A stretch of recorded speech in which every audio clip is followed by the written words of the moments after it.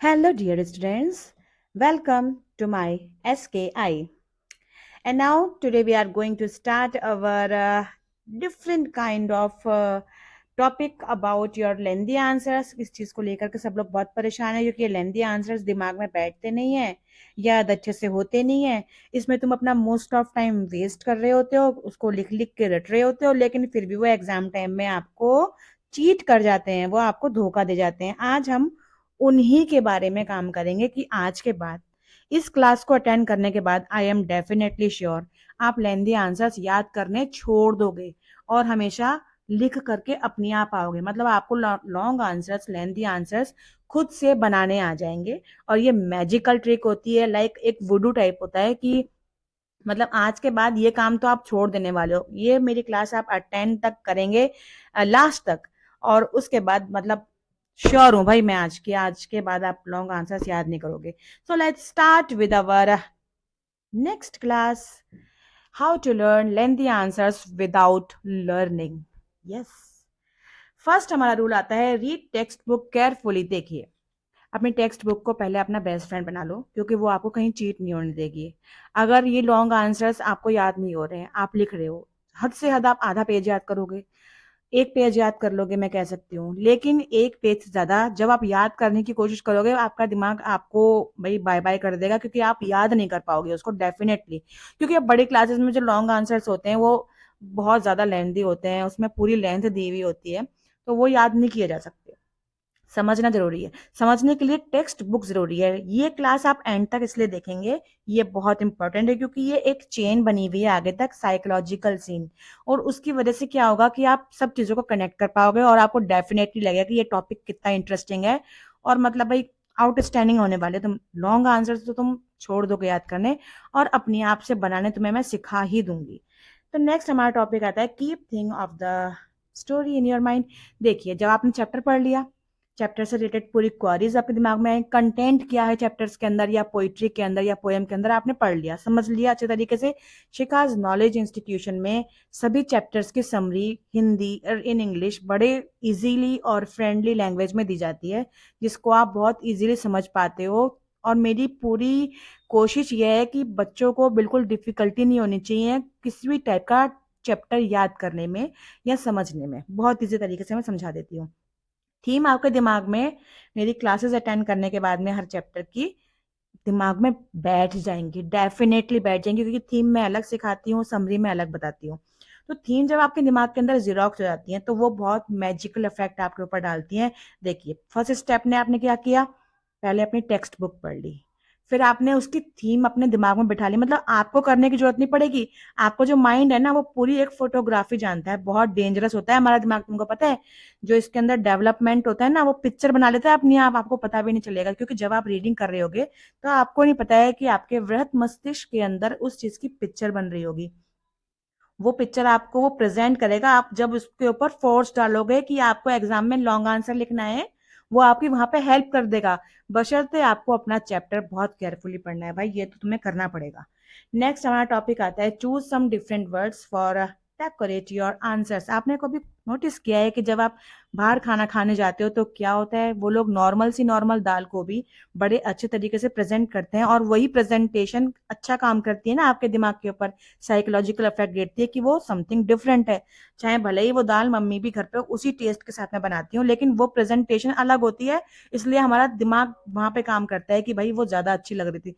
Decorating words का मतलब ये है कि जब आप अपनी बुक पढ़ रहे हो, टेक्स्ट बुक पढ़ी, उसमें आपने थीम निकाल ली, जब थीम निकाल रहे थे आप तो कुछ वर्ड ऐसे आ रहे थे आपके पास जो आपको समझ में नहीं आ रहे थे, और जब समझ में नहीं आ रहे थे तो आप क्या कर रहे थे, उनकी मीनिंग ढूंढने की कोशिश कर रहे थे। अब कहाँ ढूंढेंगे वो वर्ड्स, देखिए नेक्स्ट टॉपिक भी इससे रिलेटेड करता है, इससे पहले वाले टॉपिक को। आपने गूगल सर्च मार लिया, डिक्शनरी का तो अब फैशन रहा नहीं है, तो अब आपने गूगल सर्च मारा है, माइक यूज किया है और आपने वो माइक पर बोल दिया है, टाइप कर दिया है वो वहां पर वर्ड जो आपको समझ में नहीं आया था। वो मैजिकल वर्ड कैसे बनेगा ये बताती हूँ। जब आपने वो सर्च मार लिया, उसका आंसर आपके सामने आ गया, मीनिंग इन हिंदी आ गया कि उसके बारे में क्या है, उसके सिनोनिम्स आ गए कि उसको कितने प्रकार, उस पर्टिकुलर वर्ड को कितने प्रकार के नामों से जाना जाता है, अलग अलग तरीके के वर्ड आते हैं ना निकल के गूगल पर। तो बस वो चीज आपके दिमाग के अंदर रीस्टोर हो रही है, ये एक साइकोलॉजिकल काम होता है। मतलब ये मैजिक कह सकते हो तुम, बिल्कुल आजमाया हुआ जादू, वुडू है ये। तो क्या होगा बच्चों, जब आपने वो सर्च मारा है ना तो आपके दिमाग के अंदर छप गया। पहले आपने क्या, अपनी टेक्स्ट बुक पढ़ी केयरफुली, फिर आपने थीम बैठाई, फिर आपको जो टिपिकल वर्ड लग रहे थे वो आपने सर्च मारे थे, क्योंकि तो आपके दिमाग के अंदर बैठे हुए हैं, क्योंकि आपने अपने माइंड को काम दिया था कि भाई तुझे इस चीज को ढूंढना है, निकालना है। तो वो आपके माइंड ने क्या किया था, उसके माइंड, हमारे माइंड के पास एक अलमीरा होती है, उस अलमीरा के अंदर सब चीज रिस्टोर हो रही होती है। अच्छी अच्छी चीजें रिस्टोर करनी शुरू कर दो, तो क्योंकि वो आपका माइंड आपको बहुत बहुत पॉजिटिव इफेक्ट देने वाला है आगे। नेक्स्ट टॉपिक हमारा आता है, note down some magic lines in your copy. देखिए, यहाँ नॉलेज इंस्टीट्यूशन में जितनी भी आपको चैप्टर्स पढ़ाए जाते हैं उसके लिए आप एक प्लीज एक कॉपी बना लीजिए अपनी, बिल्कुल अलग से कॉपी, वो किसी चीज को रिलेट नहीं करेगी, केवल नॉलेज इंस्टीट्यूशन की होगी। उसके अंदर आप क्या करेंगे, जो मैं समझा रही हूँ उसको आप नोट डाउन करते चलेंगे, जो चीज आपको अच्छी लग रही होती है।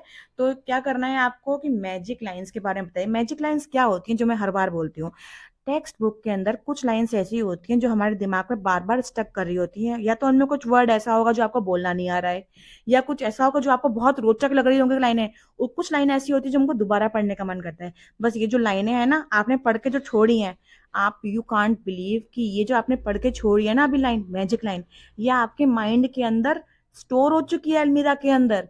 और वो जब आप उसको रिकॉल करोगे ना एग्जाम में लिखते वक्त, वो अलमीरा अपने आप खुल जाएगी और वो मैजिक लाइन निकल के बाहर आ जाएगी। तो देखिए, ये कनेक्शन पूरी चेन बनती जा रही है, एंड तक देखना इस चेन का क्या साइकोलॉजिकल इफेक्ट पड़ने वाला है आपके लॉन्ग आंसर के ऊपर। नेक्स्ट टॉपिक हमारा आता है, always keep all characteristics in your mind, be smart. Okay, देखिए क्या होता है, जब हम कोई चैप्टर पढ़ रहे होते हैं, हम रीडर में पढ़ रहे हैं या कॉम्प्रीहेंशन पढ़ रहे हैं या वट एवर, या हम अपनी पोइट्री पढ़ रहे हैं, प्रोज पढ़ रहे हैं, कुछ भी पढ़ रहे हैं, उसके अंदर जो हमारे करेक्टरिस्टिक्स दिए हुए होते हैं, मीन्स जैसे हमारी पोइट्री के अंदर रॉबर्ट फ्रॉस्ट थे, उनकी एक पोयम आई थी, कौन सी आई थी, फायर एंड आइस आई थी, और कौन सी आई थी, एक क्रो आई थी, और एक हेमलॉक ट्री आया था। मतलब बहुत सारे करेक्टरिस्टिक्स हमारे पास स्टोर हो जाते हैं। तो जब हमारे पास चैप्टर हम पढ़ रहे हैं तो हमारे पास करेक्टरिस्टिक्स बिल्कुल होनी चाहिए, क्योंकि हमें कंटेंट चाहिए ना एग्जाम में लिखने के लिए।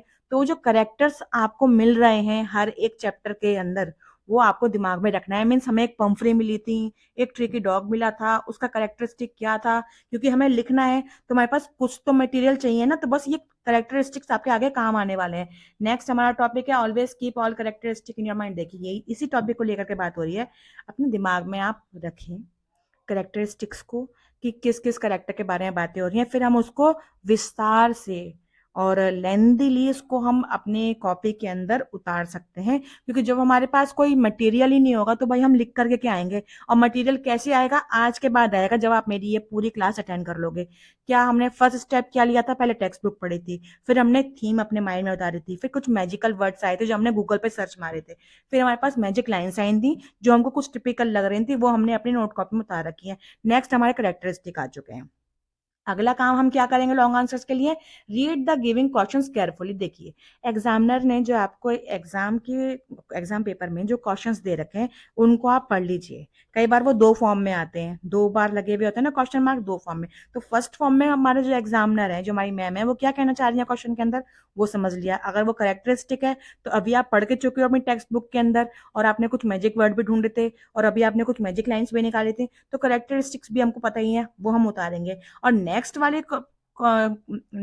वाली क्लास में, यानी कि नेक्स्ट वाले क्वेश्चंस में, आप सब चीजें पढ़ लेते हो कि मेरे पास कंटेंट क्या है, क्वेश्चन में बंदा कहना क्या चाहता है या कहना क्या चाहती है, वो आप बहुत आसानी से लिख सकते हो और लिख पाते हो, क्योंकि क्वेश्चन आपको बड़े केयरफुली पढ़ना है। नेक्स्ट हमारा टॉपिक आता है, make sure that your starting line of the answers are looking like point. देखिए क्या होता है, जब हम स्टार्टिंग करते हैं अपने किसी भी आंसर की, भाई देखो, ये तो हमने अपने माइंड को रिवोल्यूशनरी एक फ्रीडम दे दी है कि भाई तुमको ये आंसर अपने दिमाग से उतार के आना है। यानी कि आपने अपने माइंड के ऊपर विश्वास किया है, इतना बिलीव किया है, आपके दिमाग को भी पता है कि भाई ये चीज मुझे अपने आप करके आनी है, ये मैंने रटी नहीं है बैठ करके रात में या दिन में, या लिख लिख के याद नहीं करी है। आपने दिमाग के ऊपर काम छोड़ दिया है। अब दिमाग के ऊपर जब आपने काम छोड़ दिया और आप अपने दिमाग पे एग्जाम जब दे रहे होगे और जब लॉन्ग आंसर्स की बारी आएगी, उस पर प्रेशर डालोगे कि भाई लॉन्ग आंसर में इस क्वेश्चन का आंसर क्या था, क्वेश्चन पढ़ लिया, टेक्स्ट बुक आपने पढ़ी थी, अब आप अपने माइंड को याद दिलवाओगे, तूने टेक्स्ट बुक पढ़ी थी, फिर तूने मैजिक वर्ड निकाले थे, फिर तुमने उसमें से मैजिक लाइंस निकाली थी, फिर तुमने करेक्टरिस्टिक्स पढ़े थे, फिर तुमने नए वर्ड निकाले थे, और तुम स्टार्टिंग करोगे फिर एक नई लाइंस के साथ में, यानी कि नई लाइंस क्या होंगी, वो मैजिक लाइंस जो आपको पढ़ने में बार बार अच्छी लग रही थी, वो मैजिक लाइन से शुरुआत होगी। और डेफिनेटली श्योर ये एक साइकोलॉजिकल वर्क होता है आपके दिमाग के अंदर कि जब आप वो मैजिक लाइन लिख रहे होगे ना, जब आप मैजिक लाइन लिख रहे होगे उस टाइम आपके दिमाग में आपका माइंड अपनी एलमीरा में से नई नई चीजें निकाल के आपको खुद देगा कि ये भी लिखना है, ये भी लिखना है। और आप देखोगे बाय 1 मिनट और 2 मिनट्स आपका जो आंसर है वो आधे पेज से एक पेज, एक से दो और दो से तीन पेज में तब्दील हो जाएगा। और लॉन्ग आंसर आपका इतना बढ़िया जाने वाला है ना, मतलब अगर 15 मार्क्स का या 7 मार्क्स का और 5 मार्क्स के ही होते हैं लॉन्ग आंसर्स, वो तो मतलब कहीं नहीं गए आपके, डेफिनेटली श्योर।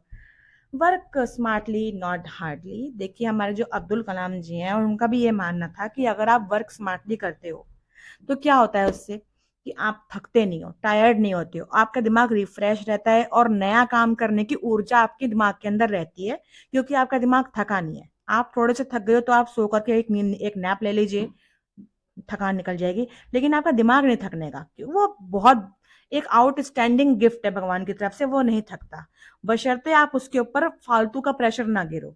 अब आप स्मार्टली वर्क कैसे करते हैं? मान लीजिए कुछ बच्चे ऐसे होते हैं जिन्होंने कसम उठा रखी है भाई, कसम उठा रखी है, माथे पे तिलक लगा करके हम रात को जाग करके पढ़ेंगे, 10 बजे के बाद पढ़ेंगे, रात को 12 बजे के बाद पढ़ेंगे और पढ़ेंगे। और ये वो सोचते हैं कि ये उस श्रेणी में आ गया कि वो लोग लेबोरियन हो रहे हैं, वो लोग मेहनत कर रहे हैं, बहुत हिम्मत कर रहे हैं। नहीं, वो मेहनत नहीं है, वो आप अपने दिमाग को स्टक कर रहे हो, मतलब कि अपने दिमाग के ऊपर फालतू का प्रेशर घेर रहे हो।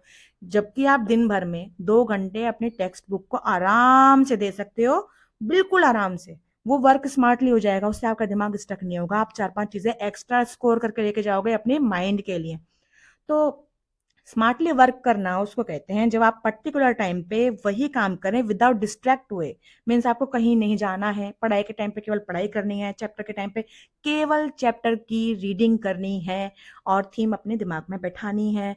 और रात को बजाय पूरी रात नाइट ऑल्स की तरह, देखिए अपना अपना पैटर्न होता है, कोई रात में पढ़ता है, कोई सुबह को 3 बजे उठ के पढ़ता है, वो आपका अपना पैटर्न है।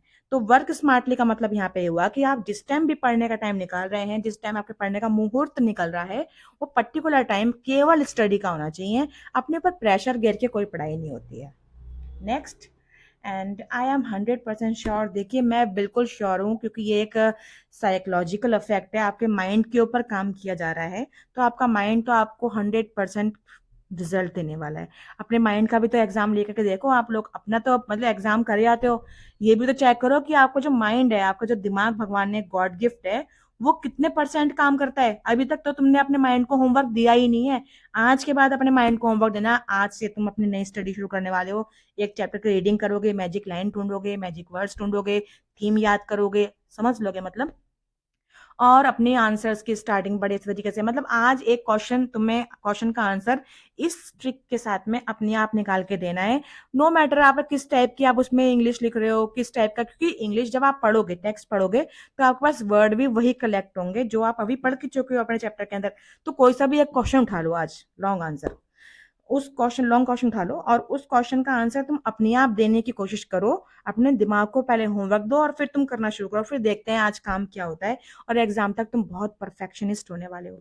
Next, always keep short answers in your mind. देखिए ये चीज तुम्हें कोई नहीं बताएगा, तुमने कभी नोटिस करी है ये बात? जो आप शॉर्ट आंसर्स याद कर रहे होते हो, अरे यही तो लॉन्ग आंसर बन के आ रहे होते हैं, ये कहीं बाहर से नहीं आए होते लॉन्ग आंसर्स। इनको देख करके डरने की और एफर्ट होने की बिल्कुल जरूरत नहीं है, क्योंकि इट्स नॉट अ फियर। क्योंकि जो लॉन्ग क्वेश्चंस होते हैं ना, ये सारे आंसर्स बन के आते हैं, लॉन्ग में तब्दील हो जाते हैं, मतलब आपको लेंदी करना है काम। अब लेंदी काम करना है, बड़ा काम आपने बड़े भैया पे छोड़ दिया, वो कि आपका माइंड है। और यही हमारा मैजिक ट्रिक है जो आपको 100% फुल मार्क्स दिलवाने वाला है। So dear childrens, have a nice day and work smartly, not